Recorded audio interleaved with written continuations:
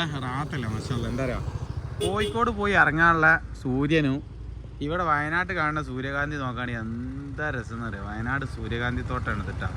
നേരെ കോഴിക്കോട് കടപ്പുറത്ത് പോയിട്ട് സൂര്യ ഇറങ്ങും. പക്ഷേ സൂര്യകാന്തി ഇവിടെ തന്നെ. സൂര്യകാന്തിൻ്റെ ഒരു 50 കൊണ്ടുപോയിരുന്നില്ല ഇതിന്. എന്തിന്?